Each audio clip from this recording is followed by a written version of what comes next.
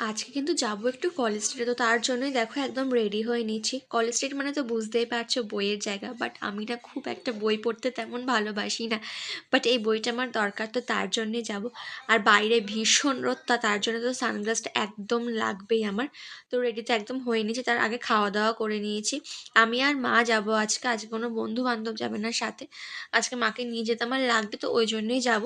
আর আমার বাড়ি থেকে কিন্তু কলেজ স্ট্রিট খুব একটা দূরে নয়, মেট্রোতে 15 মিনিট লাগে। তো আমার কলেজ স্ট্রিট যাওয়া না কোনো দিনই দরকার হতো না, কোনো দিনই আমি যাইনি। কলেজে উঠেই একবার গেছি, দেন এইবার। কারণ স্কুলে যখন পড়তাম বাবা আমাকে বই এনে দিত, তো কোনোবারই আমার যাওয়ার দরকার হয়নি। তো দেখো রেডি হয়ে তো বেরিয়ে পড়েছি, আর যখন বেরিয়েছি তখন 12:30 থেকে 1টা এরকম মতন বাজে। মানে বুঝতেই পারছো কতটা বাইরে রোদ, কি বলবো। তো মেট্রো স্টেশনে তো এসেই গেছি। আর এমনিও ডিসাইড করেছিলাম যে সকালের টাইমে কোনোভাবেই বেরোনো পসিবল না, কারণ মা কাজ করতে করতেই, মায়ের ঘরের কাজ করতে করতেই হয়ে যাবে। তো ওই জন্যে এই টাইমেই বেরিয়েছি খেয়ে দিয়ে। আর সন্ধ্যের টাইমে তো হয় না যে 7:30, সন্ধ্যেবেলা 7:30 8টার সময় যাবো কলেজ স্ট্রিটে, সেটা তো কোনো দিনই পসিবল না, সেই সময় বন্ধ হয়ে যায় কলেজ স্ট্রিট। তো ওই জন্য ওই টাইমেই বেরিয়েছিলাম। তো মেট্রোর জন্য ওয়েট করছিলাম মেট্রো স্টেশনে এসে। তো মেট্রো ধরে ফাইনালি সেন্ট্রাল এসে, মানে মেট্রো স্টেশন থেকে বেরিয়ে এত রোদ, কি বলবো, একদম অবস্থা খারাপ হয়ে গেছে রোদে।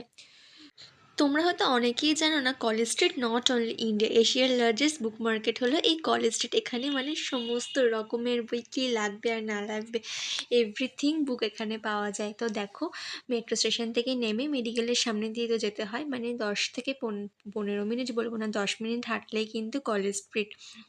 তো তোমরা কারা কারা কলেজ স্ট্রিট থেকে বই কিনেছো আর এখনও অবধি কেনো, কমেন্ট করে জানিও।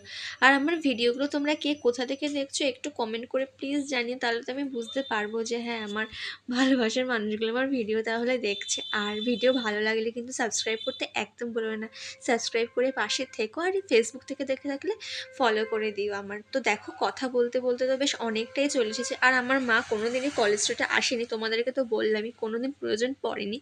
তো আমার মা বুঝতে পারছিল না কতটা ডিস্ট্যান্স। তো ফাইনালি তো ইউনিভার্সিটির সামনে এসে গেছি, ইউনিভার্সিটি মানেই তো কলেজ স্ট্রিট। তো মাকে বললাম যে এসেই গেছি, আর কোনো বিরক্তর কোনো কিছু হয়নি। আর আজকে মা বাড়িতে কোনো কিছু কিনে দেবে না খাবার জিনিস, কারণ আগের দিন মা বানিয়েছিল বিরিয়ানি।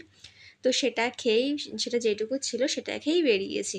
তো খাওয়া খাই আজকে তো কোনো সিন নেই, মানে আজকে শুধু বই কিনবো আর সোজা বাড়ি চলে যাবো, সেটাই হয়েছে। বই কিনেছি আর বাড়ি চলে গেছি। তো কী বই কিনেছি সেটা বলতে পারবো না আমি তোমাদের সাথে। দুটো বই নিয়েছিলাম, টোটাল 820 টাকা নিয়েছিলাম আমার দুটো বই। আর কোনো রকম না কলেজ স্ট্রিটে গিয়ে ভিডিও করা হয়নি, কারণ আমি বই কিনতে একটু ব্যস্ত হয়ে পড়েছিলাম। আমি একটু নার্ভাস বলবো না, আমি একটু ভাবছিলাম কোন বইটা নেব না নেব, ওই জন্য আমার কোনো রকমের ভিডিও না করা হয়নি। আর আমার তো রিয়াকশান বুঝতে পারছো, আসার সময় তো একদমই অবস্থা খারাপ হয়ে গেছে। ওই টাইমে এত রোদ, কি বলবো, মানে ছাতা মানছিল না। তো মেট্রো স্টেশনে এসে একটু শান্তি পেয়েছি এসিতে এসে। তো আবার সেন্ট্রাল থেকে মেট্রো ধরবো, দেন বাড়ি চলে যাব। তো এদিকে মেট্রো প্রায় এসে গেছে, আমার মা তখনও বসে আছে, আমি তাই মাকে ডাকছিলাম আসো, তা নাহলে মেট্রো চলে যাবে। তো মেট্রো ধরে আবার বাড়ি চলে এসেছিলাম। তো আমার ভিডিওটা তো বললামই, যদি ভালো লেগে থাকে অবশ্যই কিন্তু লাইক করো আর কমেন্ট করতে কিন্তু একদম ভুলো না। তোমরা এরপরে কে কেমন ধরনের ভিডিও দেখতে চাও অবশ্যই আমাকে কমেন্ট করে জানিও, আমি তেমন ধরনের তোমাদেরকে ভিডিও দেবো। তো চলো দেখা হচ্ছে একটা নেক্সট ব্লগে। তোমরা ভালো থেকো, সুস্থ থেকো সবাই, টাটা।